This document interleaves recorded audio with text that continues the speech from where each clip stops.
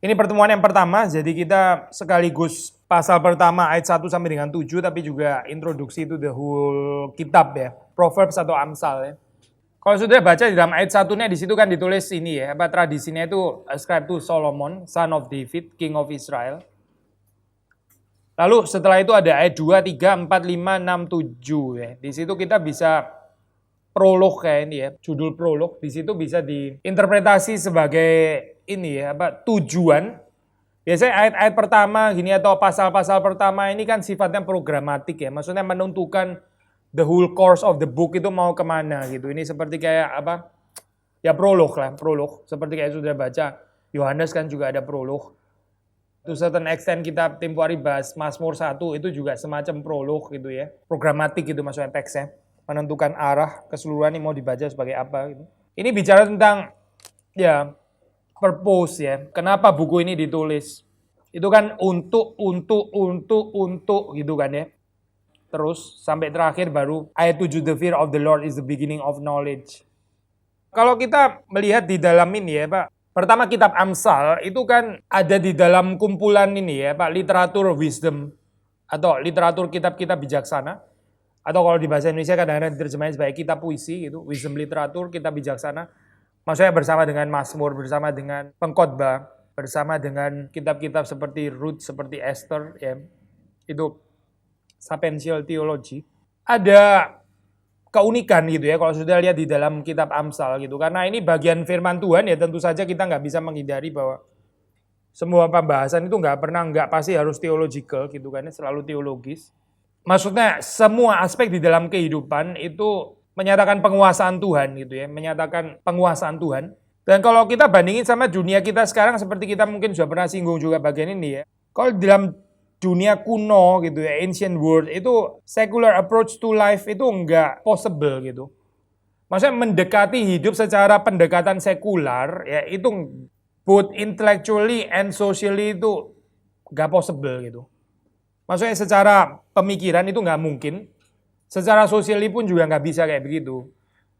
Unlike ini ya, apa dunia kita yang enlightenment, post-enlightenment ini setelah abad pencerahan kan orang bicara banyak sekularisasi. Lalu taruh apa itu, ini pembicaraan tentang agama itu ditaruh dalam wilayah privat dan sebagainya. Di setiap negara sih lain-lain. Kalau di sini mungkin kelewat publik, karena ada politisasi agama. Dan seterusnya. Di tempat-tempat yang lain ada apa gambaran agama yang cuma ditaruh di dalam ruang privat ya. Jadi kalau kita terima gambaran ini maksudnya seperti yang dibicarain dalam Alkitab, ini kan bicara hal-hal yang ini ya, Bang. Sekular tanda kutip. Tapi kalau kita ngelihat di sini isunya itu jadi nggak pernah antara teism versus ateism gitu misalnya ya. Nggak pernah itu gitu, tapi always antara idolatry dan trutheism. Idolatry itu maksudnya the wrong God ya. Allah yang salah gitu. Instead of the absence of God. Itu nggak relevan gitu pembicaraan the absence of God. Kalau sekarang kan orang banyak tanya tentang ini ya, tentang keberadaan Allah gitu. Termasuk juga bahkan orang-orang religius gitu. Termasuk juga bahkan orang-orang Kristen. Misalnya contoh sederhana dalam saat penderitaan gitu ya, kita bertanya di mana Allah gitu. Itu problem of the absence of God sebetulnya gitu kan ya. Tuhan tuh nggak pernah absen gitu. Yang ada adalah di dalam kehidupan manusia itu manusia menyembah berhala ya. Ya maksudnya kita mesti kritis gitu. Maksudnya kalau kita tetap mau insist kalimat the absence of God ya, the absence of God, the absence of the true God karena digantikan oleh the wrong God.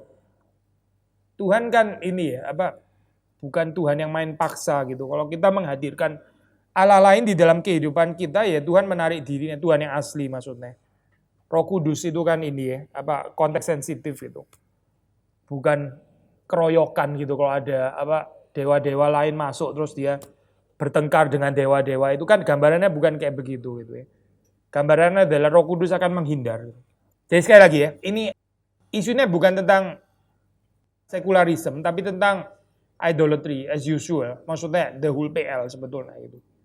Allah dari kitab Amsal ini ya adalah Allah pencipta ya yang mengatur dunia ini dengan cara yang tersembunyi, tapi dia sendiri berada ya dan turut hadir di dalam apa order yang dia tentukan itu. Ya, kitab bijaksana ini kan banyak berurusan sama creational theology ya. Maksudnya teologi penciptaan gitu. Ini penting ya, karena apa ya, dari biblical teologi ada orang yang selalu insist untuk lihat theology of covenant misalnya gitu. Which menurut saya sih agak maksa kalau kita mendekati kitab bijaksana dengan theology of covenant. Karena theology of creation itu yang paling ini ya, paling meresap di dalam ini apa kitab-kitab bijaksana, whether itu Ayub, whether itu Amsal, whether itu ya kitab-kitab yang lain, Kidung Agung misalnya ya, itu kan juga creational theology, hubungan antara man and woman. Amsal juga gitu, kalau kita melihat kaitannya ya dengan Allah yang menciptakan, tapi Tuhan sendiri yang juga bersama dengan ciptaannya. Berarti bukan deis gitu ya, kita nggak perlu khawatir dengan order of creation, ya tatanan ciptaan yang ditetapkan oleh Allah sendiri, terus karena seolah-olah itu kayaknya Tuhan jadi nggak ada di sana gitu. Itu maksudnya pemikiran itu kita nggak perlu takut gitu. Karena di dalam order of creation itu kan pertama Tuhan sendiri yang menetapkan gitu. Kedua Tuhan sendiri juga hadir di dalamnya gitu. Meskipun secara ini ya, secara apa itu, secara ekses bisa saja ya, kemudian formula order of creation itu jadi kayak menggantikan Tuhan gitu. Ya itu tapi persoalan lain lagi gitu. Maksudnya cerita awalnya nggak gitu. Zimmerli misalnya, Zimmerli tahun 1964, ini gurunya guru saya. Wisdom thinks resolutely within the framework of a theology of creation. Kutipan ya. Wisdom thinks resolutely within the framework of a theology of creation. Sehingga kalau sudah melihat kitab ini ya, banyak menggunakan inductive reasoning ya, banyak menggunakan penalaran ini apa induktif itu. Case by case ya, maksudnya kasus demi kasus. Lalu terus kemudian menggeneralisasi hubungan-hubungan yang nggak terhindarkan. Misalnya contoh ya, hubungan antara idleness and laziness misalnya ya. Menganggur ya, malas, terus kebodohan dan kemiskinan misalnya ya. Lalu terus juga kaitan antara righteousness and well-being misalnya. Jadi mirip kayak deuteronomistik teologi ya. Atau istilahnya sederhana hukum tabur tuai. Ada ini saya Pak, saya nggak tahu saudara kalau dengar istilah hukum tabur tuai terganggu nggak sih? Certain orang reform kayaknya terganggu loh dengan istilah itu. Karena istilah itu kayaknya lebih sering dipakai oleh orang-orang Pentakost gitu. Terus kita orang reform kayaknya karena dipakai orang Pentakost. Jadi kita kayaknya jangan pakai itu hukum tabur tuai. Hukum tabur tuai itu ajaran Alkitab, saya itu nggak bisa dibuang gitu maksudnya. Whether kita Pentakost atau reform atau apapun ya. Tapi gini, hukum tabur tuai, maksudnya yang keliru yang kita mesti berhati-hati. Hukum tabur tuai sudah tahu kan ya, maksudnya ya. Hukum tabur tuai ya, itu kita mesti berhati-hati kalau sampai kita memperlakukan itu menjadi satu rumusan yang sudah baku sampai nggak perlu ada misteri lagi, Tuhan nggak boleh bikin perkecualian. Meaning maksudnya kalau saya taat pasti saya harus diberkati gitu ya. Saya nggak boleh kena sakit penyakit dan nah ini baru masalah kayak gini. Nah kebiasa ya. Kalau saya taat, saya melayani Tuhan, maka saya harus diberkati, saya nggak boleh kena sakit penyakit. Nah ini mulai masalah, hukum tabur tuai kalau dimengerti ya begini, mulai jadi masalah gitu. Tapi bukan karena ada masalah ini jadi hukum tabur tuai jadi sama sekali mesti digugurkan gitu loh. Karena kalau digugurkan sama sekali, hidup ini kan random kan ya, kacau luar biasa loh gitu. Dan itu juga sudah jadi pergumulan kan di dalam kitab Mazmur dan sebagainya. Kalau saudara ini baca misalnya gitu ya, ada pemazmur yang melihat ada orang fasik kok hidupnya lancar ya, seperti kayak diberkati. Ada orang saleh tapi setiap hari kena seperti kayak kena kutuk, maksudnya hidup di dalam penderitaan gitu ya. Sampai dia sendiri tergoda untuk memikirkan kalau kayak gini ya, random kayak gini sudah nggak ada gunanya mempertahankan kehidupan yang saleh. Tapi itu kan salah kan, Soe? Maksudnya gini Soe, kalau gambarannya kan orang orang taat well-being gitu kan ya, taat righteousness well-being. Unrighteous berarti ya lawan katanya well-being gitu ya misalnya ya. Tapi kenyataannya kan ada orang yang righteous tapi suffer gitu misalnya ya. Lalu ada orang yang nggak righteous tapi kayaknya kok well-being gitu kan ya. Jadi ini kan fakta juga kan ya. Terus jadi karena ini jadi nggak usah righteous dan nggak usah unrighteous itu of no issue gitu. Kan nggak bisa kayak begitu sih. Ini jadi kacau luar biasa gitu. Jadi kita nggak bisa buang gitu. Maksudnya ajaran ini ya tentang ya deuteronomistik tabur tuai itu. Nah kalau sudah melihat di dalam Amsal itu juga masih in a way ya, meskipun approach-nya agak lain ya. Tapi sangat mirip gitu dengan pendekatan ini, apa itu kalau di dalam bahasa teologinya itu deed consequences ya. Deed consequences construct atau nexus atau connection or whatever istilahnya. Hal yang lain lagi ya, karena ini creation theology maka basisnya itu empiris gitu, Amsal ini ya. Basisnya itu empiris, empiris sudah tahu ya maksudnya dari pengamatan gitu. Dari pengamatan terus habis itu tarik kesimpulan ya. Observasi maksudnya sehari-hari. Misalnya ya, yang menulis Amsal siapapun gitu ya, dia melihat ini ada orang muda yang gampang ditipu sama perempuan jalang dan sebagainya. Akhirnya terus hidupnya jadi bagaimana. Ini kan empiris berarti saya dari lihat gitu kan ya. Dari lihat terus kemudian ambil kesimpulan. Apa yang terjadi dengan orang muda yang nggak berpengalaman itu gitu. Ya misalnya gitu. Atau tadi kaitan antara kemalasan dan kemiskinan misalnya kan ya. Kan juga empiris itu dari observasi gitu. Nah ini kontras ya dengan tradisi top down mode of disclosure ala Mount Sinai, Exodus ya, Thus said Yahweh, itu kan top down ya kan ya, gak ada observasi kan di sini ya. Hear ye o Israel, hear ye bukan observe ye gitu kan ya, maksudnya gak ada sih observe ye. Hear ye o Israel, Tuhan berkata, Tuhan bersabda, atau tradisi inilah nabi-nabi misalnya ya. Nabi-nabi kan juga begitu kan ya, maka Allah berkata kepada siapa gitu kan ya. Ini kan top down kan berarti kan ya. Ini bottom up. Bukan top down, dari bawah ke atas. Ya, Amsal gitu. Ini bukan, maka berkatalah Allah kepada Salomo, hai Salomo gitu ya, terus katakanlah kepada rakyatmu bahwa sesungguhnya pemuda yang tidak berpengalaman, yang disesatkan oleh perempuan jalang itu adalah gini. Nggak ada itu saya itu. Sudah nggak ketemu istilah di Amsal kayak gitu. Ini bukan Daset Yahweh kepada Salomo, bukan. Ini Salomo yang mengobservasi gitu. Mengobservasi ini dunia ciptaan gitu ya.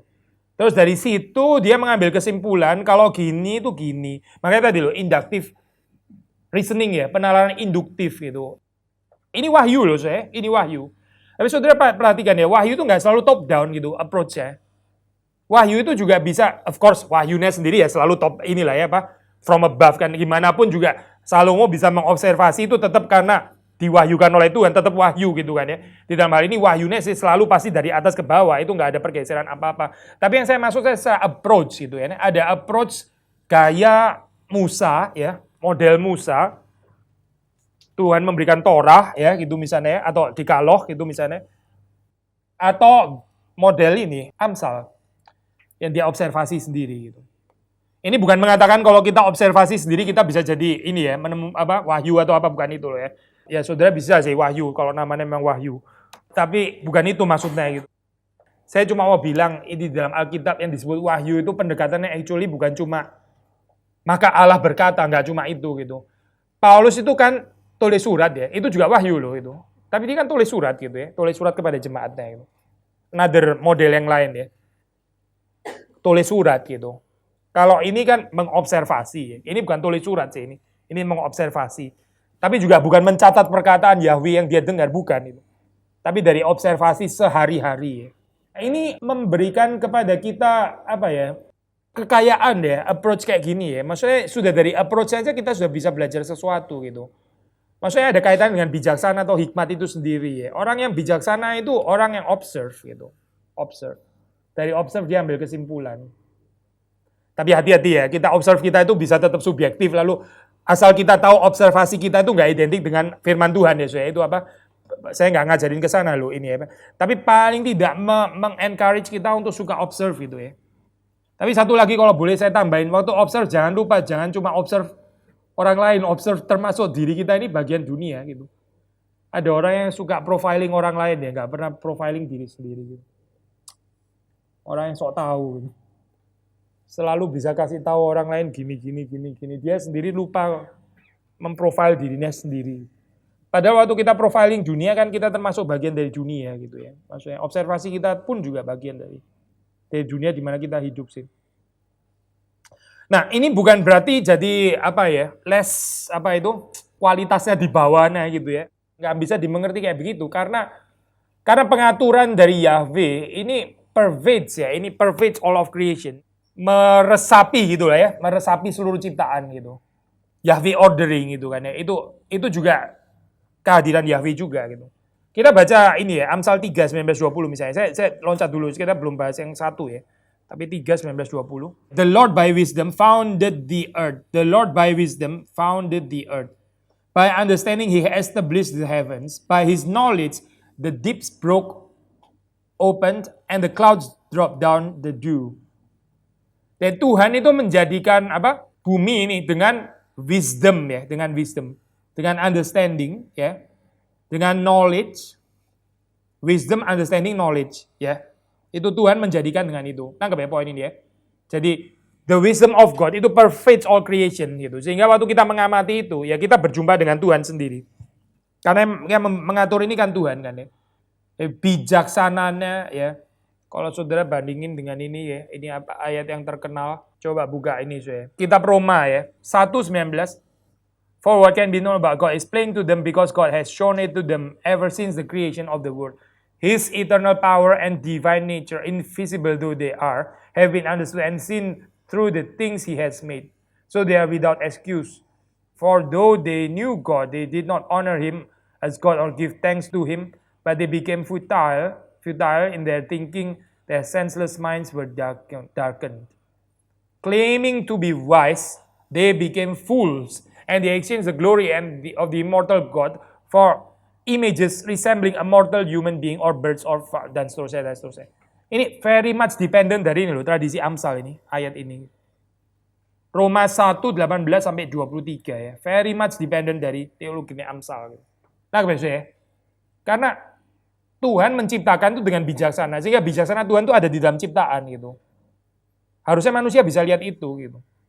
Tapi dia kan enggak. Nah, situ sudah ketemu lagi istilah wise and fools. Itu kan vocabulary-nya Amsal ya actually ya. Wise and fool ayat 22. Claiming to be wise, they became fools. Mereka berusaha bijaksana dengan cara mereka sendiri. Akhirnya mereka jadi bodoh. Lalu sudah perhatikan ayat 23 di situ, tadi ayat 22 ya. Ayat 23 Roma 1 di situ ya, mereka menukar kemuliaan Allah yang immortal dengan images resembling a mortal human being. Ini sudah langsung kan tadi yang kita bilang kan ya. Bukan problem of sekularisme atau ateisme, tapi problem apa? Idolatry gitu. Ya, kenapa orang itu nggak bijaksana? Kenapa orang itu nggak ada knowledge? Karena idolatry, kalau mau jawaban sederhana gitu. Karena idols. Ya, ini Paulus juga ngomong gitu kan ya, 23 gitu. Saya sudah pernah kutip ini kan saya beberapa kali ya. Kalau saudara tanya apa orang Injili ya, apakah problem terbesar manusia gitu kan ya misalnya. Problem apa? Kita nggak ngomong dosa lah ya, dosa itu jawaban sudah pasti betul gitu. Problem kalau orang Injili mungkin jawabnya ya karena manusia itu kurang ada acceptance. Kurang ada apa perasaan dikasih gitu. Dan manusia menemukan itu di dalam Yesus yang mengasihi tanpa syarat di atas kayu salib. Jawaban Injili, soalnya gak harus salah sih kayak gini ya. Tapi kalau sudah tanya orang reform, problem manusia itu apa sih? Problem manusia itu manusia nggak beribadah kepada Tuhan. Kasar ya soalnya kalimat itu gitu. Tapi tajam langsung kena ke hati gitu. Langsung nggak ada excuse untuk self pity lah apa nggak ada, supaya buyar. Problem manusia itu menyembah idols. That is problem manusia. Kalau manusia menyembah Tuhan yang benar, nggak ada problem sebetulnya. Kita kenapa sih unhappy? Karena idol jawabannya, sederhana. Kenapa hidup kita ini very unhappy? Karena berhala. Karena kalau kita menyembah Tuhan yang benar, kita nggak akan unhappy seperti kayak dunia. Bukan berarti nggak ada duka cita sama sekali ya. Kalaupun ada duka cita, itu duka cita yang kudus, duka cita rohani, holy grief. Lalu Matius mengatakan berbahagialah mereka yang berduka cita. Mereka akan dihibur, toh dihibur juga gitu. Duka citanya akan dihibur gitu.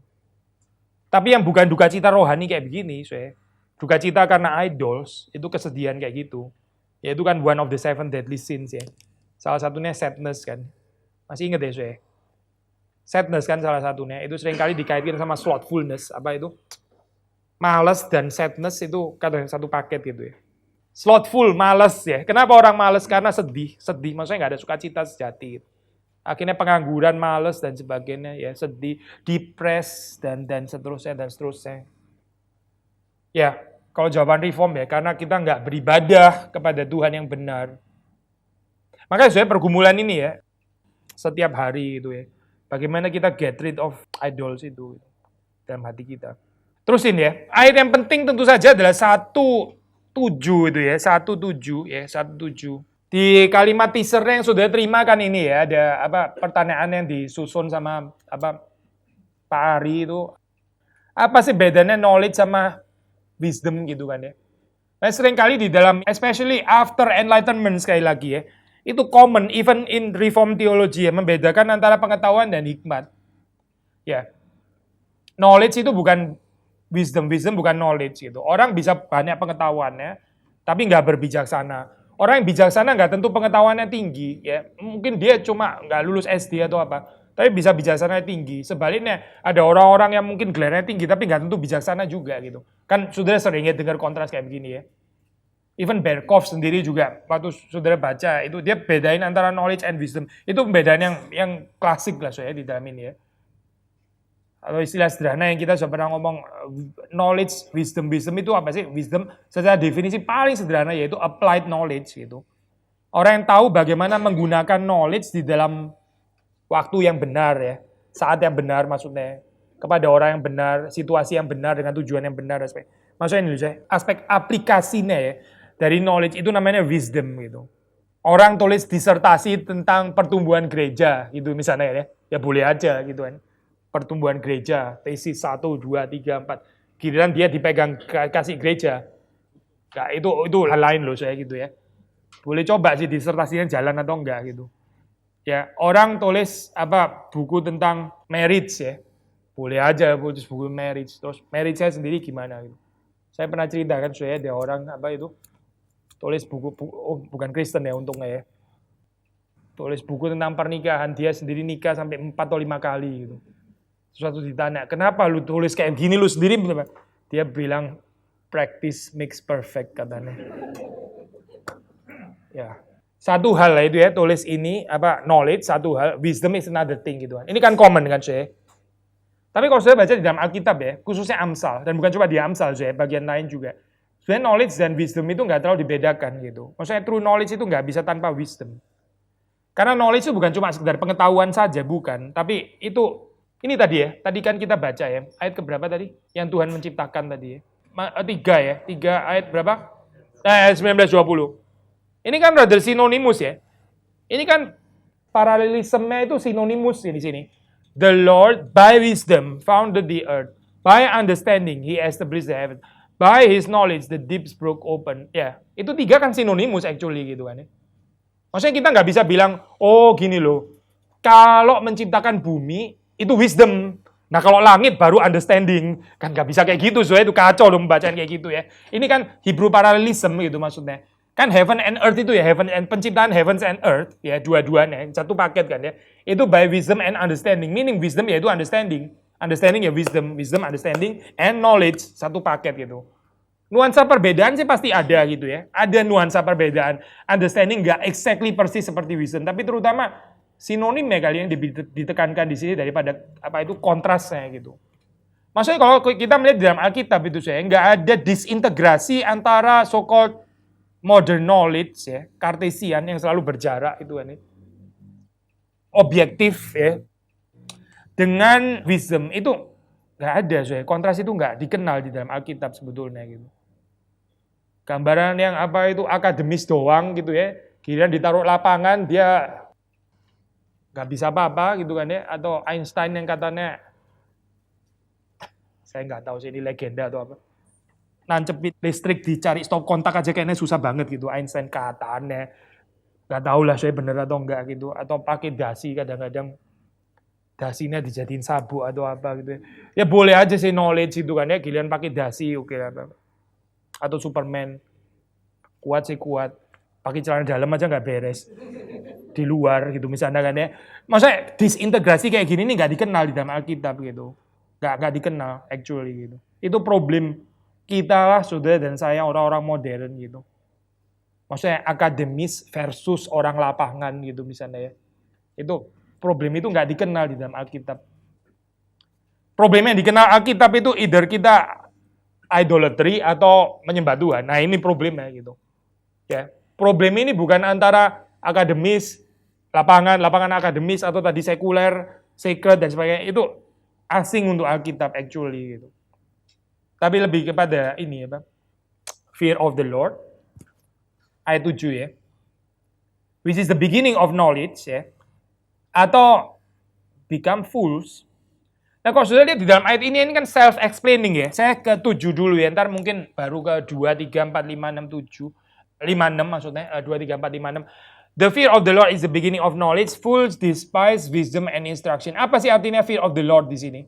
Ya gini saya, ini kan PA ya, saya PA. Sudah perhatiin ya, kalau sudah menggali Alkitab, sudah mesti betul-betul baca ayat ini menurut konteks kitab ini. Ini penting sekali saya. Ini general rule gitu untuk ini, untuk apa biblical teologi ya. Fear of the Lord, misalnya ya, saudara bisa tafsir secara jangan fantastis, istilah itu terlalu jelek kali ya. Bukan, imajinatif perhaps juga enggak. Kreatif ya. Kreatif mungkin istilahnya ya. Saudara bisa tafsir secara kreatif, mungkin tafsiran kreatif saudara juga enggak terlalu salah gitu kan ya. Tapi pertanyaannya apakah betul arti fear of the Lord di dalam kitab Amsal itu gitu misalnya. Saya ambil contoh ya misalnya. Fear of the Lord itu apa sih ya? Misalnya ya. Takut akan Tuhan ya, misalnya. Ini jawabannya agak Calvinistik gitu ya. Tuhan itu kan majestic and glorious gitu kan. The glory of God and the majesty of God ya. Terus kita manusia berdosa, kita fearing the Lord ya, meaning itu reference. Calvin bilang misalnya reference itu salah satu bagian yang penting dalam iman Kristen ya. Selain love and reverence gitu maksudnya. Saudara baca fear of the Lord, langsung saudara ini reference maksudnya gitu kan ya. Gak sesat dong ngomong kayak gini, bener kan saya? Kita punya respect terhadap Allah yang itu majestatis, majestic, glorious dan sebagainya. Terus kita ada certain reference ya. Ya oke, istilah reference memang terkandung juga di dalam Amsal, tapi bukan itu arti utamanya gitu. Kalau sudah baca the whole kitab Amsal, bukan itu terutama artinya the fear of the Lord. Apa saya kalau gitu? Coba baca ayat 7 saja saya. Ayat 7 saja, nggak usah jauh-jauh. Ayat 7 saja. Saudara baca ayat itu. Apa artinya the fear of the Lord? Ini kan 7A sama 7B ditaruh di dalam apa sih? Bentuknya gimana? 7A, 7B itu ditaruh di dalam bentuk apa? Apa? Ya, antitesis kan ya, jelaskannya kontras kan ya. Kan gampang dong berarti langsung saya bisa menjelaskan apa di sini fear of the Lord. Apa saya coba? The fear of the Lord is the beginning of knowledge. Fools despise wisdom and instruction. Ya ini kira-kira akan tetapi gitu kan ya. Ayo coba jelasin fear of the Lord apa kalau kayak gini. The fear of the Lord itu ini. Terus kemudian saya tambahin ya kata. Tetapi ya, akan tetapi orang-orang bebal atau orang-orang bodoh despise wisdom and instruction. Berarti fear of the Lord apa? Ya, misalnya gitu kan ya. Atau penjelasan negatif ya. Simply do not despise wisdom and instruction. Jelas ya, saya? Ya, kan fools despise wisdom and instruction. Fools, orang bodoh, itu lawan katanya kan orang apa? Bijak gitu kan ya. The wise, the fools, the wise. Fear of the Lord itu berarti the wise gitu kan ya. Yang punya beginning of knowledge, the wise. Fools despise wisdom and instruction. The wise berarti apa? Ya lawan katanya bukan despise. Lawan katanya despise wisdom and instruction berarti apa sih? Yaitu menerima bijaksana dan instruksi ya. Fear of the Lord. Jadi maksudnya apa sih fear of the Lord? Simply teachable gitu kalau di sini. Menurut ayat 7, pasal ayat 7 ini ya. Fear of the Lord itu teachable ya, teachable gitu. Tidak menghina hikmat, berarti mencari hikmat, menghargai hikmat. Nah ini terus dari situ saudara boleh elaborate. Nah di sini boleh lah masuk kreativitas ya. Apa itu artinya teachable? Maksudnya ya rendah hati ya, bisa dikritik dan sebagainya. Ini saya tetap di dalam ini kan ya, di dalam batasan tema utamanya kan ya, yaitu teachability tadi gitu. Bisa dikritik ya, humble, humility, terus mau belajar, nggak ada berhentinya dan seterusnya sudah bisa tambahin saya elaborate. Tapi paling nggak kreativitas ini kan sudah didukung dari ini kan ya, benang merah yang paling utama gitu. Atau ayat yang terkenal ya, itu fear of the Lord artinya, maksudnya di dalam ini mungkin saudara nggak langsung ketemu di ayat 7 ya, or perhaps nggak langsung ketemu di ayat pasal 1, tapi kalau saudara baca setelah keseluruhan kitab Amsal, saudara tahu artinya fear of the Lord itu artinya adalah simply acknowledging God as our creator. That's fear of the Lord. Maksudnya Tuhan ini adalah pencipta dan dia sustain creation ini dengan divine order ya, yang kita bisa belajar di dalamnya, dan dia memelihara ya. Jadi sustain and memelihara. God the creator, sustain and provide. Dan terutama order itu loh tadi, order of creation tadi yang dipelajari oleh si pengamsal atau Solomon ini ya. Dia kan mempelajari order of creation di dalam dunia ciptaan, ya. Nah, itu fear of the Lord karena dia mengakui Tuhan yang memberikan ordering itu di dalam dunia ciptaan. Lalu terus kemudian dia mengaitkan itu dengan keberadaan Tuhan, nah, yang sudah ordering, yang sudah mengatur ciptaan itu. Kalau saudara ini ya, kaitkan misalnya sederhana ya, aplikasi gini dalam dunia studi ya. Studi itu basically apa sih? Sudah belajar science gitu misalnya kan. Kita kan berusaha untuk mengagumi itu kan ya.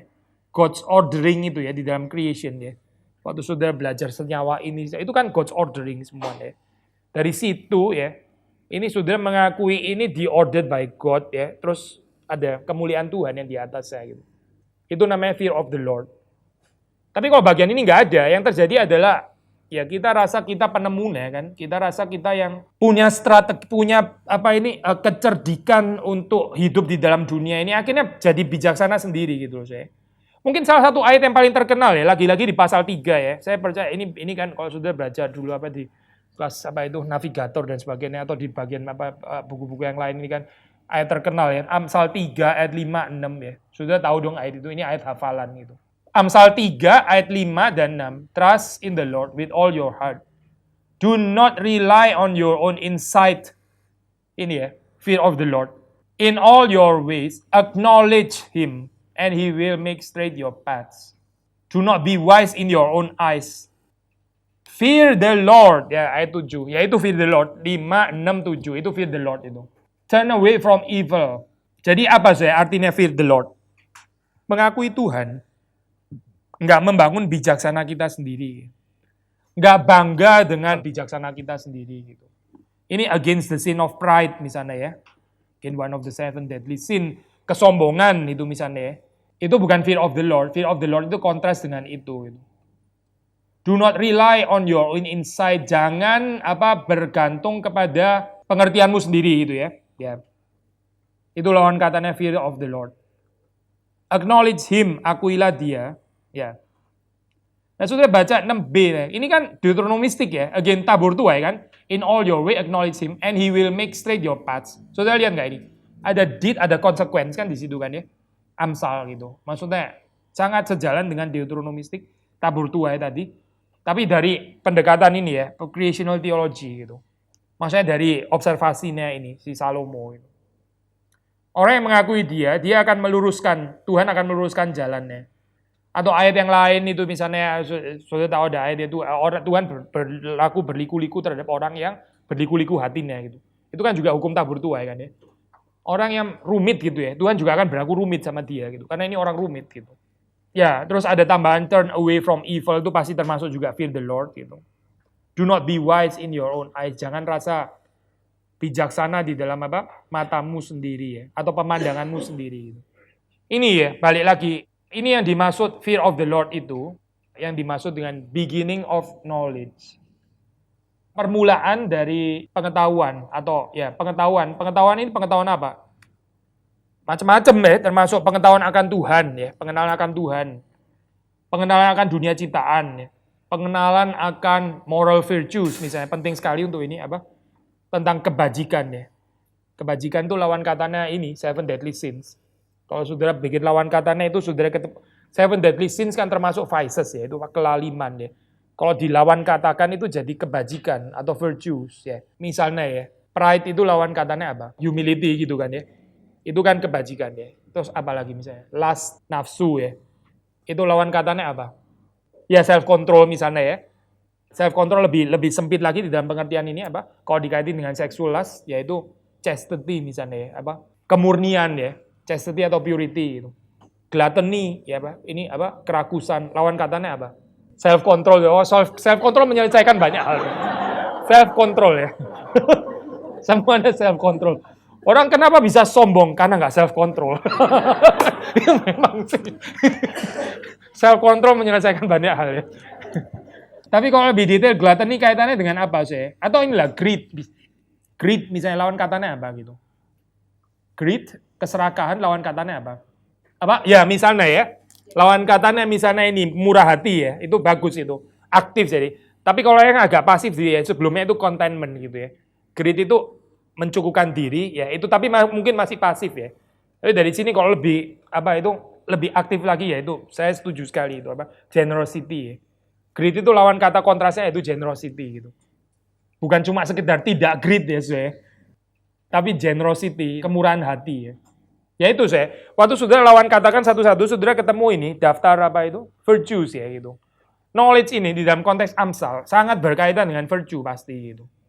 Virtue ya. Knowledge of God, knowledge of virtues, Christian virtues maksudnya ya, biblical virtues.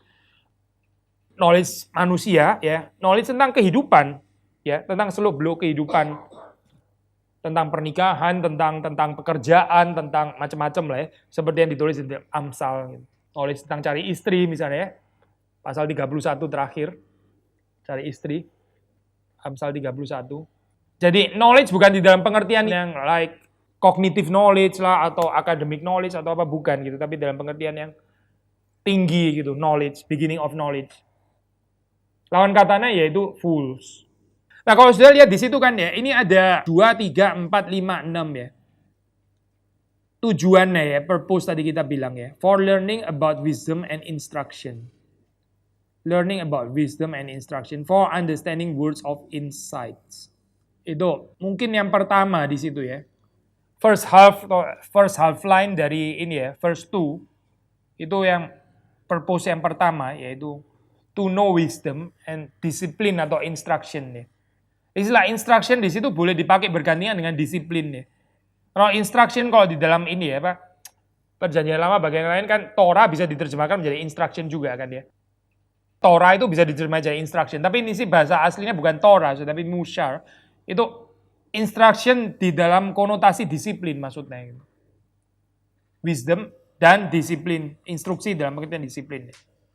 Disiplin sudah nggak harus ngerti dalam pengertian disiplin hukuman ya, maksudnya bukan itu gitu, tapi disiplin kedisiplinan ya maksudnya. Apa itu ya? Ada high ethos gitu loh saya, apa ini namanya? Saudara punya disiplin ya, disiplin waktu lah, disiplin kerja, disiplin dan sebagainya gitu. Disiplin dalam pengertian itu maksudnya ya. Orang yang very well instructed itu orang yang disiplin. Very well instructed ya, dia punya disiplin. Orang yang nggak punya disiplin, yaitu dia adalah orang yang nggak ada instruction. Maksudnya nggak mau ada rule ya di dalam kehidupannya gitu. Hati-hati loh saya, biasanya yang kena kayak gini nih entrepreneur.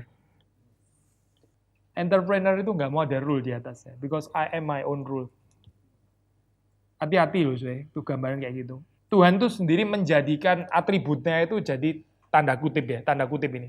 Semacam rule bagi dirinya sendiri gitu. Tuhan tuh atributnya holiness ya, dia nggak bisa nggak harus holy gitu. Tuhan sendiri itu ada, ini istilah ini tanda kutip ya, ada salah sih ngomong kayak gini saya, makanya tanda kutip. Tuhan sendiri itu ada instruction juga gitu. Tapi dia bukan diinstruct oleh a higher being, nggak ada gitu. Ya atributnya sendiri itu yang mengikat dirinya gitu. Tuhan itu nggak bisa semaunya sendiri sampai dia melanggar atributnya, itu nggak bisa, nggak mungkin gitu. Ya jadi hati-hati dengan ini. Entrepreneur sih boleh sih, kalau sudah Tuhan panggil sudah jadi entrepreneur. Kalau kita entrepreneur itu maksudnya apa sih? Supaya saudara bisa bebas dari agendanya manusia, supaya kita bisa lebih bebas ngerjain agendanya Tuhan. Meaning daripada saudara jadi slave agendanya manusia, by become entrepreneur. Kalau saudara dipanggil ya, dan saudara bisa menghambakan diri kepada Tuhan itu jauh lebih bebas gitu loh. Ini bukan from slavery to individual freedom ya. Nangkep gak saya? Saudara bukan dari didikte orang lain, jadi nggak didikte siapa-siapa, itu liberal namanya gitu. Tapi saudara supaya bisa lebih menghayati apa artinya jadi slave-nya Tuhan gitu. Jadi kalau Tuhan panggil saudara jadi entrepreneur, jadi aja entrepreneur supaya bisa lebih bebas jalanin agendanya Tuhan tanpa ngikutin agendanya manusia. Tapi kalau saudara nggak mau ngikutin agenda manusia supaya nggak ada agenda siapa-siapa, itu masalah banget saya. Maksudnya saya nggak encourage saudara ke arah sana. Karena Tuhan pun juga nggak kayak begitu. Kita akhirnya nggak imaging Tuhan ntar. So, baik lagi saya, wisdom, discipline, instruction, ya. Wisdom di dalam banyak hal ya, termasuk ya the tradition of learning itself ya. Ini ada tradisinya kan ya. Orang Israel belajar tradisi ya. Jewish sages, kalimat-kalimat mutiara itu ya, perkataan sayings dan sebagainya. Termasuk juga kemungkinan kapasitasnya manusia untuk obtain ya, untuk mendapatkan knowledge melalui tradisi ini bijaksana ini ya. melalui refleksi, penalaran, tapi juga by testing through experience, melalui mengujinya di dalam pengalaman. Ini ya, Amsal ini ya sangat punya dimensi experience, kata sifatnya? Experiential, ada nggak istilah kayak gitu ya? Experiential gitu. Maksudnya ini bukan cuma knowledge dalam pengertian, kalau again ya, after ini ya, enlightenment ya, ada begitu banyak unfortunate dualisme yang nggak ada perlunya gitu. Misalnya knowledge versus experience gitu kan ya. Terus orang reform suka kebawa-bawa soal ini ya. Experience, soal teologi yang experience kita langsung pasang kuda-kuda gitu. Terus kita bilang, mestinya orang itu dari knowing terlebih dahulu. Ini modern banget ya kayak gitu ya. Very much modern. Kalau sudah lihat di dalam Amsal, itu knowledge dan experience. Ini nggak ada benturannya sama sekali gitu ya. Bahwa dua hal itu hal yang berbeda. Of course berbeda gitu. Tapi ini fully integrated. Solomon itu ya, dapat knowledge itu karena dia dari experience ya. Dari experience, dia observasi experience. Empiris kan ya. Empiris, studi empiris. Terus dia dapat knowledge ya. Needless to say, knowledge-nya sudah pasti experiential. Sudah orang dia dapatnya dari experience kok gitu loh. Mana bisa jadi knowledge yang cuma knowledge gak ada experience. Gak mungkin itu. Dia dapat knowledge dia dari experience soalnya gitu. And then experience itu bukan kontra dengan knowledge. Knowledge-nya selalu experiential. Ini loh, saya kita mau yang kayak gini sebenarnya. Bukan model dualisme yang diciptakan oleh enlightenment, lu cuma tahu doang, giliran di lapangan lu nggak bisa apa-apa lah, nggak ada experience, kita perlu orang experience, bukan orang yang gelarnya tinggi lah, dan sebagainya. Unfortunate dualisme yang nggak ada di Alkitab sebetulnya gitu. Saya bukan bilang dualisme ini nggak real ya di dalam hidup, memang benar-benar real, betul-betul ada. Makanya kritiknya juga ada, betul juga sih gitu, ada tempatnya. Tapi kita jangan menghidupi story ini terus gitu. Itu bukan story Alkitab sebetulnya gitu. Ya, testing of experience, Amsal, termasuk juga the capacity of imagination to project a reality of order and beauty in the world.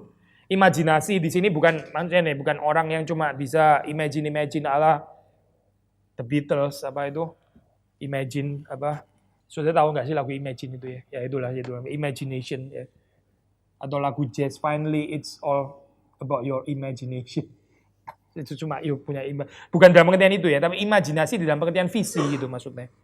Sudah ada imajinasi, ada visi ya, kreativitas, to project a reality of order and beauty in the world. Maksudnya kita menggarap dunia ini, pertama mesti punya imajinasi dulu loh. Saudara mau kemana gitu kan ya. Desainnya mesti ada gitu. Yaitu imajinasi in that way maksudnya ya.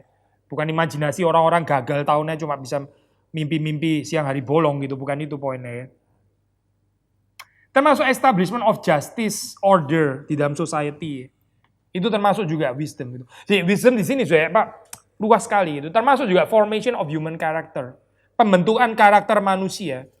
Ya, melalui tadi virtues misalnya. Itu termasuk juga di dalam wisdom. Jadi wisdom ini luas sekali gitu, bukan cuma di dalam pengertian yang sempit gitu. Itu pertama ya. Jadi ini all inclusive lah, statement pertama ini ya. For learning about wisdom and instruction, for understanding words of insights. Itu second half line of verse 2 ya. Developing certain intellect ya, kapasitas to understand words or sayings dari ini perkataan-perkataan ini ya, offering certain insights. Insights akan apa sih? Akan karakternya Tuhan dan tindakannya Tuhan. And therefore Amsal ini selalu theological ya, nggak theological gitu. Karena membawa kita kepada pengenalan akan karakternya Tuhan. Tindakannya Tuhan. Ya. Itu loh yang kedua itu. For understanding words of insight. Saudara ingat kalimat di Perjanjian Baru ya. Gak ada yang memahami diri Allah kecuali roh Allah. Ya. Seperti gak ada yang memahami kita kecuali roh manusia. Demikian juga kita gak bisa memahami Allah kecuali roh Allah yang memahami. Saudara tahu kan ayat itu kan ya. Roh Allah membawa itu. Insight di dalam pengertian ini ya. The Holy Spirit itu kalau di dalam Perjanjian Lama salah satunya kan disebut Spirit of Wisdom kan saya, the Spirit of Wisdom gitu, roh bijaksana ya. Kalau kita dipenuhi Roh Kudus, kita itu punya insights. Tapi ini ya, tolong dibedakan insights model kayak orang Yunani yang selalu cari new insights ya, bukan that kind of insights ya, bukan gitu. Tahu nggak sih itu yang waktu itu Paulus berdebat sama orang Yunani ya, kebiasaannya mereka itu cuma satu, selalu cari new insights gitu kan ya. Mereka selalu mau cari hal-hal yang baru, ya. Bukan itu, bukan. Saudara hati-hati loh jadi orang reform kayak gitu. Maunya cuma cari new insight itu ya. Kalau nggak ada insight yang baru, Orang cari new insight itu saya kasih tahu biasanya adalah orang yang nggak menjalankan apa yang dia tahu. Makanya dia seru cari new insights. Karena hidupnya itu pasti nggak excited. Apa yang dia tahu dia nggak bisa jalanin. Maka dia cuma bisa menghibur dirinya dengan cari new insights. Nah, saya poin ini.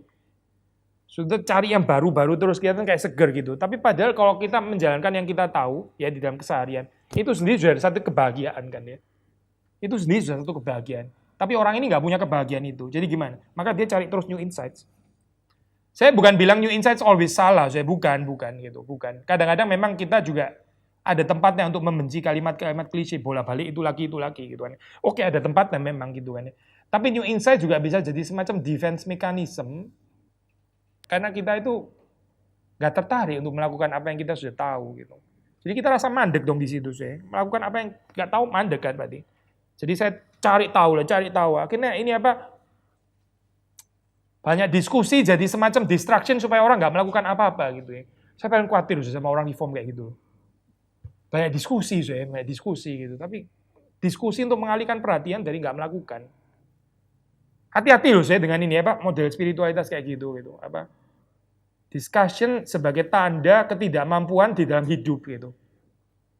Pelarian gitu, escapism ya. Itu bukan itu pasti ya. Ini for understanding words of insight, bukan itu maksudnya saya. Pasti bukan itu. Ini bukan insight yang dimaksud di situ, bukan itu. Ya ini penjelasan negatifnya. Tapi dalam pengertian tadi ya, the character of God, ya, action of God, the ordering of God in creation, ya, pengaturan Tuhan di dalam ini apa? Ciptaan. For gaining instruction in wise dealing, righteousness, justice, and equity. Ini pada di ayat ketiga ini. Gaining instruction in wise dealing, righteousness, justice, equity. 4 hal ya di sini ya, saya. Wise dealing itu NRSV ya. Ada terjemahan yang lain pakai prudent consideration. Prudence itu salah satu ini ya, Pak. Cardinal virtue ya. Prudence, self-control yang saudara tadi ngomong itu tadi ya. Righteousness, sama satu lagi courage atau fortitude kan ya. Itu 4 cardinal virtue kita sudah pernah ngomong. Nah ini prudence ya, prudence. Nah di sini muncul istilah prudence. Prudent consideration ya. Haskell. Atau di dalam NRSV pakai istilah wise dealing. Lalu kemudian righteousness, sedek. Justice, mitzvat. Ada bedanya ya, justice sama righteousness di sini. Kalau dalam bahasa Latin kan ya itu sama kan ya, dipakai bergantian gitu. Justitia yaitu righteousness, justice gitu. Kalau di sini ada bedanya sedek, mispat, and fairness, misarim atau equity ya, NRSV. Fairness itu masing-masing ada nuansanya ya. Meskipun ada sinonimnya juga pasti ya. Righteousness, justice, fairness, equity ya. Kita orang modern ngerti lah apa artinya equity gitu ya. Fairness di dalam pengertian keadilan itu. Nggak partiality gitu maksudnya, nggak memihak kepada orang-orang tertentu ya. Equity ya. Fairness, lalu justice ya. Righteousness. Ada perbedaan saya di sini antara justice sama righteousness ya. Kalau sudah lihat nuansanya. Righteousness itu adalah the order of society embodied in its legislation. Saya kutip ini ya, tafsiran. Embodied in its legislation and in the rule of judicial decision of its leaders. Itu righteousness ya. Ya untuk kita justru mungkin justice kali ya kayak gini ya untuk istilah modern ya. Maksudnya keputusan hakim gitu misalnya ya. Yang benar itu righteousness ya itu kalau di dalam istilah ini. Pemimpin-pemimpin hakim-hakim pemerintah yang tepat itu ya. Itu righteousness. Tapi kalau justice ya nuansanya itu maksudnya ini ya, yang kedua, mispat itu nuansanya itu lebih berkaitan dengan words and deeds. Promote the life and well-being of creation. Saya sudah berkali-kali, kalau saudara tangkap ya, berkali-kali ini saya mengaitkan di dalam Alkitab ya. Both New Testament and Old Testament, justice itu nggak bisa dipisahkan dengan mercy. To be just is to be merciful. Ya. Jadi ini saya, yang lebih ada kaitan dengan mercy di sini ya. Compassion dan sebagainya. Itu justice kalau di sini ya, bukan righteousness. Righteousness lebih ke arah istilah justice yang kita pakai dalam dunia modern ya, justice. Orang benar dipuji, orang bersalah atau berdosa mesti dihukum gitu kan ya. Orang jahat dihukum. Itu justice kan kalau kita di dalam bahasa modern kan pakai istilah justice kan saya. Kalau di dalam istilah ini itu sebenarnya righteousness itu artinya righteousness, justice.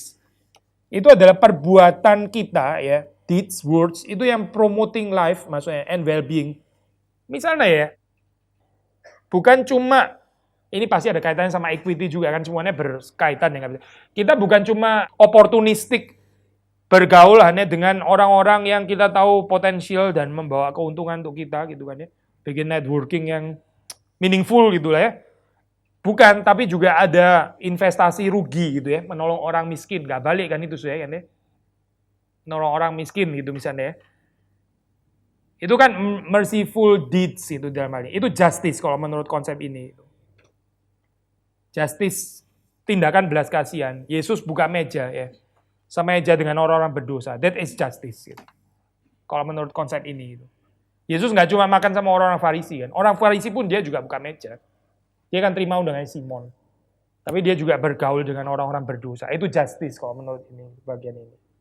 Kalau kekristenan ini saya menjalankan ini saja saya itu impactful saya untuk Indonesia gitu. Justice. Tapi kalau kita orang Kristen ya opportunistik juga ya bikin networking sama orang-orang menurut kita. Kalau saya punya kenalan din dapat untung ini Pak ya sudah lah saya gelap ya dunianya ya. Gak ada pengharapan gitu. Tapi kalau ada justice ya ini dalam hal ini and equity ya. To teach shrewdness to the simple, ya. Shrewdness ini apa? Nggak enak ya saya istilahnya ya. Bahasa Indonesia pakai apa ya? N4 ya.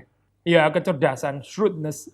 Shrewd itu kalau bahasa Inggris kan ada nuansa ini ya, kayak ada liciknya gitu kan ya, shrewdness apa? Ya oke lah kecerdasan. Bisa juga diterjemahin prudence ya itu. Prudence, shrewdness, kelihayan lah mungkin istilah Indonesia lebih enak ya. Lihai kan ada bisa positif bisa negatif juga gitu kan ya. Lihai bisa lihai as in licik bisa juga. Lu ini lihai. Nah itu maksudnya pujian atau teguran nggak tahu gitu kan ya. Tapi lihai bisa di dalam pengertian ini apa positif juga gitu kan. Mungkin lihai jadi ini istilahnya shrewdness lihai. Kelihayan kepada orang-orang yang naif gitu misalnya ya. Kecerdikan gitu. Bisa terjemahin prudence juga, shrewdness, knowledge, lalu terus di sini apa kalimat berikutnya, knowledge and prudence to the young. Menarik, soalnya kalau sudah ini ayat 4 di sini ya, simple tuh dipakai, ya almost ini kan paralelism sinonimus ya, 4A4B-nya gitu, bukannya antitesis tapi lebih ke sinonimus gitu. Kalau kita baca sinonimus berarti the young ini sama dengan the simple. The simple itu maksudnya the naif soalnya gitu. The young itu sama dengan the naif gitu. To teach kelihayan kepada the young. Karena the young itu terlalu polos, ya, terlalu naif, terlalu simple, nggak punya knowledge and prudence. Knowledge and prudence and shrewdness itu ini apa satu paket gitu ya. Sinonim lah gitu. Supaya ada pengalaman gitu. Orang pertama kali jatuh cinta misalnya ya, gitu. Aduh, itu kan langsung ini kan ya, blinded gitu. Dikasih tahu apapun nggak masuk gitu ya. Ntar tiba-tiba sudah ditipu. Karena apa? Ya karena naif gitu. Ini sih, orang itu ada yang karakternya baik ya. Lalu orang yang karakternya baik, dia cenderung reflecting dia punya kepada orang lain. Dia pikir semua orang juga baik kayak dia gitu. Ya ini orang yang kurang pengalaman gitu. Tapi sih sebaliknya sih, orang yang hatinya liku-liku ya. Rumit ya hatinya liku. Selalu lihat orang juga liku-liku kayak dia. Padahal itu merely dia punya reflection gitu. Orang kayak gini itu paranoia tinggi sekali sih. Sudah pernah ketemu nggak orang kayak gini? Lihat kaca kadang-kadang. Kita juga nggak kebal, saya cuma mau ngomong itu sih. Kita kalau terlalu rumit akhirnya kita lihat orang lain tuh semua curiga gitu. Ya, itu bukan berarti orang lain patut dicurigain. Perhaps ya, it's only reflecting yourself gitu. Karena lu liku-liku sih gitu. Karena lu suka nipu sih nggak jujur, maka lu selalu pikir orang lain ngomong juga kayak nggak jujur gitu loh. Itu menyatakan apa? Menyatakan saya mungkin gitu. Maksudnya dua-duanya ini persoalan ya. Dua-dua ini persoalan. Orang yang terlalu baik ya, selalu pikir semua orang baik, akhirnya gampang sekali ditipu. Naif gitu maksudnya. Orang yang terlalu licik, lihat semua orang licik gitu maksudnya. Orang baik pun juga dilihat licik gitu. Selalu ada atmosfer kecurigaan, selalu gitu ya, selalu hermeneutiknya itu selalu full of suspicion gitu. Gak ada trust sama sekali. Maksudnya hidup paranoia kayak gitu ya. Selalu manage untuk menyediakan perspektif negatif. Sudah kabar yang paling indah pun dia sulap demikian rupa sebentar. Ya, selalu ada perspektif negatif. Mungkin dia mau kayak gitu, selalu saya gitu ya. Itu mungkin reflecting ini apa kerumitan hatinya sendiri gitu. Tapi kalau sudah baca dalam Amsal ya, ini the simple tapi bisa diajarin shrewd gitu. Nah, Mbak saya dia tetap simple gitu. Dia bukan jadi jadi licik gitu. Dia bukan jadi shrewd karena dia sendiri shrewd gitu ya. Bukan, tapi dia simple, maintaining simplicity ya. And yet dia nggak bodoh gitu loh, saya punya shrewdness, knowledge and prudence gitu. Ini asimetris kan saya. Yang simetri yaitu kalau saudara baik, pikir orang lain baik. Kalau saudara liku-liku, pikir orang lain curiga gitu kan. Ini simetri kalau kayak gini. Orang baik tapi jangan tertipu dengan itu kan nggak simetri saya. Ini kan crossing ini actually gitu. Ya ini yang mau diajarin Amsal gitu. Saudara mempertahankan kepolosan ya, ketulusan dalam hati, tapi saudara punya knowledge and prudence. 4 ya. To teach the simple and the young. And then 5, let the wise also hear and gain in learning. And the discerning acquire skill. Menarik itu ya, Amsal ini relevan bukan cuma untuk orang simple and the young. Ini challenge loh ya, kalau gereja bisa kayak Amsal ya, itu gereja diberkati loh. Orang yang sederhana ya dapat berkat. Orang yang wise pun juga nggak rasa kita ngomong kalimat klise. Nah, maksud poin ini ya. Ada orang itu ngomong itu mungkin kompleks itu ya. The wise can learn so much. Tapi the simple and the young mumet. The simple and the young nggak tahu lah. Mesti ini apa sih orang ini ngomong. Saya cuma belajar satu virtue yaitu saya makin lama makin rendah hati. Dengar orang ini memang saya ini orang bodoh yang kurang gitu ya. Jadi dia dengerin satu berkat yaitu kerendahan hati. Saya kadang-kadang baca bukunya Hegel, waktu saya kuliah itu ya, saya dapat ya itu kerendahan hati. Kalau sombong sedikit baca Hegel langsung rendah hati. Karena nggak ngerti dia ngomong apa sih sebenarnya. Itu sudah baca Hegel sama baca Kant. Baca Kant tuh kalimatnya rumit, tapi jelas itu dia ngomong apa. Saya bisa terjemahin Hegel langsung dalam bahasa Indonesia. Tapi yang dia ngomong ini maksudnya apa saya nggak ngerti. Kalimatnya sederhana sekali, tapi abstraksinya tinggi sekali gitu. Nah ini ya, balik lagi ya. The wise can hear and gain something gitu di dalam learning. The discerning acquire skill. The simple and the young itu bisa diajar, tapi the wise juga masih bisa ada yang inilah dipelajari gitu. Challenge ya, kayak gini nih challenge tuh. Kalau kita orang Kristen bisa menjalankan ini ya. Orang sederhana bisa belajar ya. Orang bijaksana pun juga bisa belajar gitu, tanpa harus menghina gitu. Ada orang bilang ini mirip lah, kelebihannya musiknya Mozart gitu ya. Kalau dibandingin sama musiknya siapa? Let's say Haydn gitu misalnya. Sama-sama klasik kan ya. Sudah nggak bisa bandingin Mozart sama Bach, itu lain ini ya. Nggak satu nggak apple to apple gitu. Mozart sama Haydn lah kan satu ini, sama-sama zaman klasik gitu. Haydn tuh musiknya ini elitis gitu, di atas ya. Dia di dalam musiknya itu banyak humornya, tapi kalau orang biasa nggak ngerti humornya apa. Karena humornya itu pakai teori musik gitu. Kalau nggak ngerti teori musik, nggak ngerti humornya di mana gitu. Tapi kalau sudah dengar Mozart ya, itu accessible to all gitu ya. The simple and the young, saya pinjam istilahnya ini. Itu bisa atau the wise ya. Bisa appreciate subtleties-nya di dalam teknik komposisinya gitu. Maksudnya orang-orang yang sangat mengerti ya, still bisa mengagumi. And di sisi yang lain, the simple and the young ya, waktu dengerin Mozart, mereka bisa enjoy fully juga ya, perhaps without knowing why. Alasannya apa nggak tahu mereka gitu ya. Tapi mereka juga bisa gitu akses gitu. Whereas mungkin kalau sudah banding sama musik seperti Haydn gitu. Tinggi sih ya. Tinggi tapi nggak langsung accessible gitu kepada the simple and the young perhaps. Cuma komparasi lah saya gini, contoh ilustrasi gitu. Ini kalau sudah baca 4 dan 5 ya, kalau sudah gabung. Ya ini panggilannya kita sebagai orang Kristen. The wise also hear and gain in learning, and the discerning acquire skill. 6. To understand a proverb and a figure, the words of the wise and their riddles. Teka-teki ya. Memang istilah teka-teki di sini nggak dipakai dalam pengertian seperti kayak sering kali kita singgung ya. Kita sering kali kontrasin teka-teki and mystery gitu. Tapi ini bukan teka-teki untuk dipecahkan terus setelah itu selesai, bukan gitu. Tapi setelah teka-teki itu loh saya. Itu loh kayak seperti yang sesungguhnya ada 3 hal, bahkan 4 hal gitu kan ya. Itu kan teka-teki. Apa sih 3 hal? Terus ada jawabannya apa gitu kan ya. 1, 2, 3 itu apa gitu. Itu kan ini Amsal teka-teki gitu, riddles. Nah dari situ bukan setelah tahu terus sudah selesai gitu ya. Seperti kayak kita sudah menyelesaikan TTS-nya Cak Lontong atau apa gitu. Tapi ini saya di dalam pengertian setelah sudah selesai kita melakukan kan nggak ada habisnya. Melakukan nggak ada habisnya. And therefore bukan cuma riddle di dalam pengertian yang setelah selesai itu jadi memuakkan, itu bukan. To understand a proverb and a figure, the words of the wise and their riddles. Ini yang terakhir nih. Sebelum kemudian ditutup dengan ayat yang ke-7 yang tadi kita sudah bahas. Dia bisa punya bijaksana karena dia ada basic knowledge dulu gitu kan. Maksudnya gini, orang yang berbijaksana harusnya punya knowledge. Orang yang punya knowledge nggak tentu bijaksana. Kira-kira gitu kan ya? Gitu kan ya? Halo, amin nggak ya? Iya, kira-kira gitulah. Iya, itu tuh yang sering kita dengar sih, betul gitu. Tapi itu again pembicaraannya orang modern ya. Pembicaraan orang modern.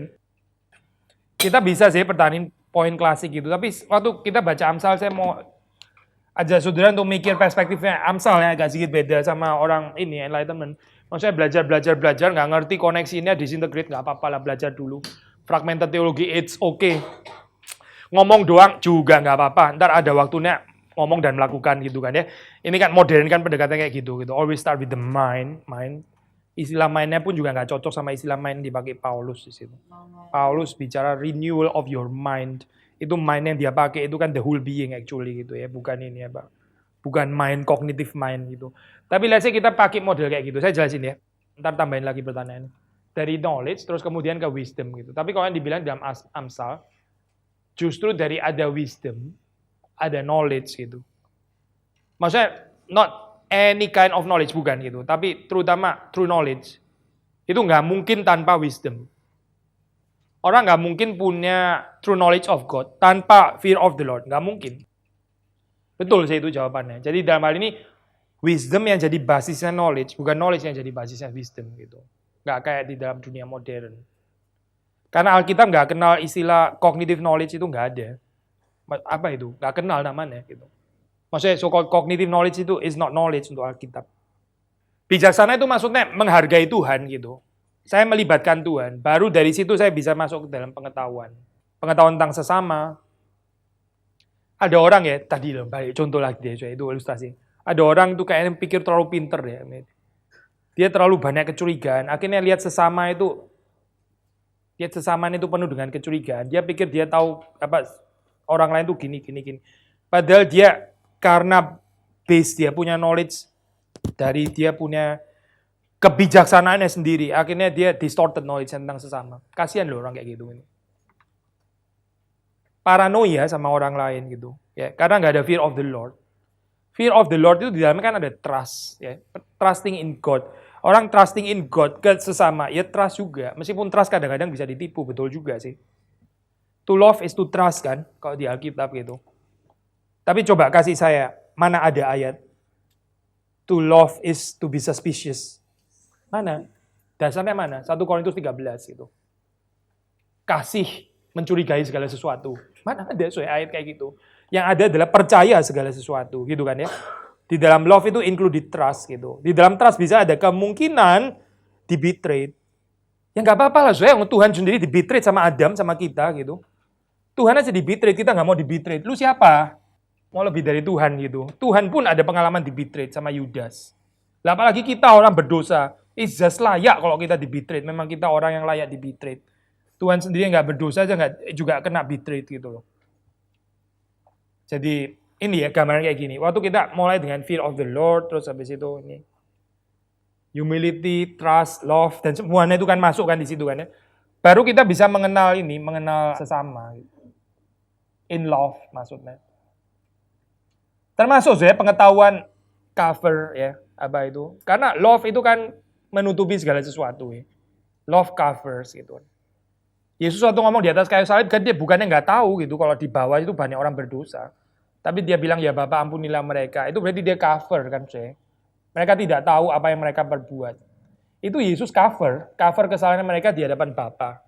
Seperti Bapa jangan lihat itu gitu. Mereka tidak tahu apa yang mereka perbuat. Yesus cover kan ya. Yesus sama sekali bukan naif loh, bukan. Ini bukan the simple and the young yang perlu diajak, bukan saya bukan. tapi dia cover gitu. Itu termasuk bagian dari true knowledge, saya.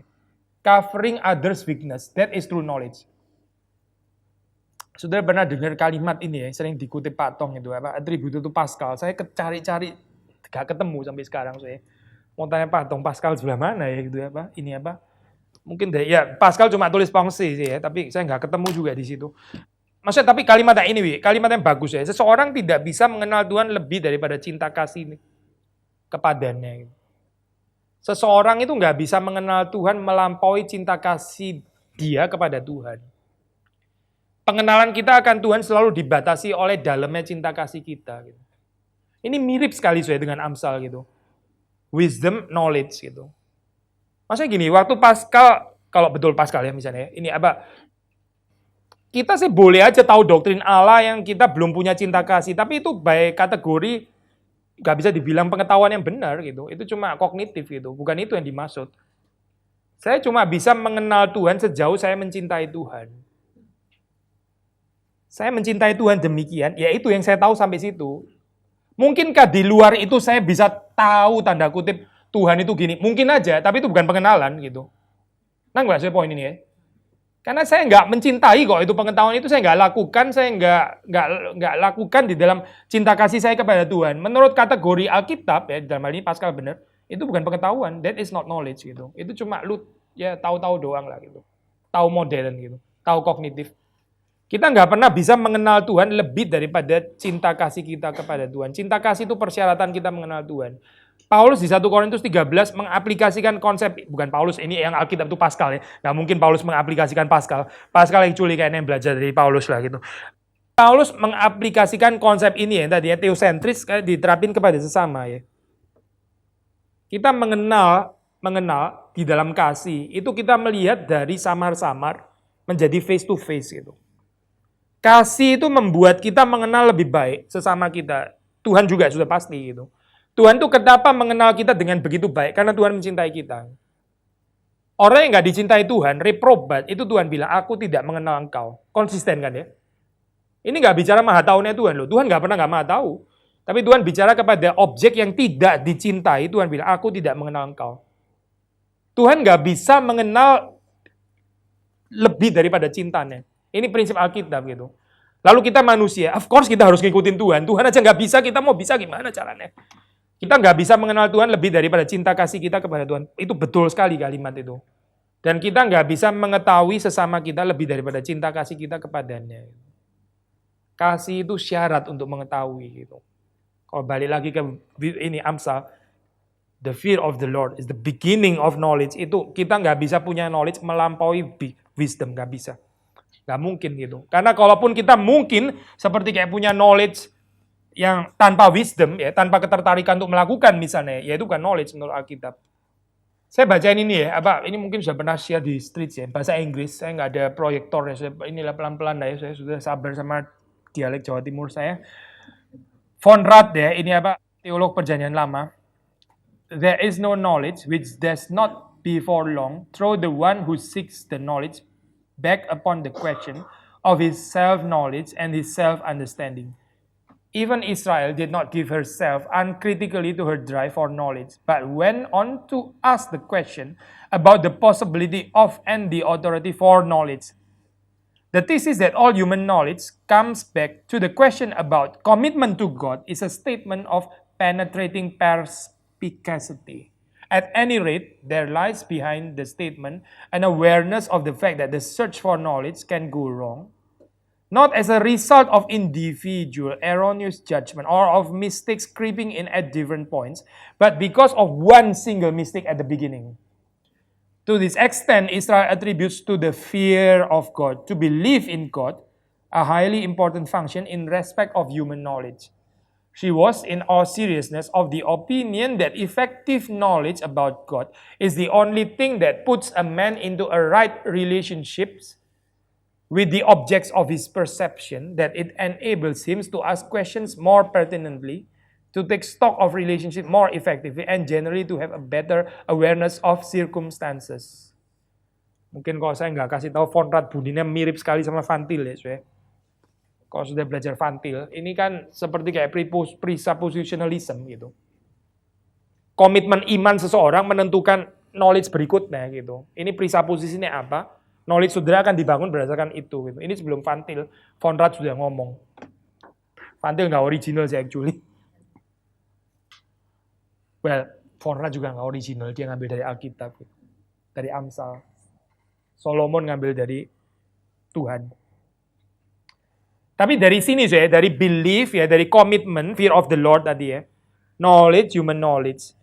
Karena baru dari sini manusia itu bisa mengetahui secara integratif ya, kaitan antara, yang dibilang Vantil kan kayak gitu kan saya. Sudah tahu apel, kalau cuma tahu apel seluruhnya apel saya saintifik, tapi nggak tahu pencipta apel diciptakan, itu bukan pengetahuan gitu. Ini kan very Vantilian kan saya. Kaitannya ini loh, apel untuk manusia itu apa gitu, apel dan Tuhan ya, apel dan binatang-binatang, apel dan apel yang lain ya. Manusia, saya dan sesama, saya dan apel, saya dan binatang, saya dan Tuhan. Ini kan always relational kan semua gitu. Relational knowledge itu nggak mungkin saya tanpa ini believe in God. Betul-betul nggak mungkin gitu. Karena tanpa Tuhan, kita ngertinya itu very, very fragmented gitu. Very fragmented. Paling banter semuanya dikaitkan dengan aku. Apel jadi apa? Apelku. Gitu, itu paling banter gitu. Apelmu, ya itu apelmu, nggak ada urusannya. Apelku yang saya tertarik itu. Apelku. Ya. Itu yang itu paling banter sampai situ gitu. Keluarga, ya keluargaku gitu. Keluargaku. Ya. Ada sih relation, tapi relationnya very narcissistic kayak gini. Tapi kalau kita punya belief in God ya, kita bisa ada relation antara keluarga, binatang dan hobi dan sekolah dan semua gitulah. Integrative knowledge maksudnya itu. Itu cuma possible waktu kita ada fear of the Lord. Karena without fear of the Lord, nggak ada yang connecting the dot itu nggak ada. Nggak ada. Steve Jobs ya, sudah pernah dengar yang dia punya apa itu? Speech di apa itu? Wisuda ya. Dia bisa tentang connecting the dots. Connecting the dots termasuk juga connecting the past, masa lampau ya. Dia dulu bikin apa gini, akhirnya jadi bisa desain ini gitu. Connecting the dots namanya gitu ya. Dunia sih bisa boleh saja menjadikan connecting the dots. Tapi pada akhirnya dia nggak bisa connect the dots between dia punya suffering sama kekayaan. Dia nggak bisa connecting the dots. The two dots nggak bisa, nggak connected itu. Sampai terakhir nih dia nyesel. Gimana itu connect dia punya kekayaan sama kesehatan dan meaning of life. Nggak connected itu di dalam dia. Tapi dia bicara connecting the dots waktu ini apa? Waktu apa itu saya? Acara wisuda di mana sih? Dia drop out-nya di mana sih by the way? Kayaknya di universitas itu.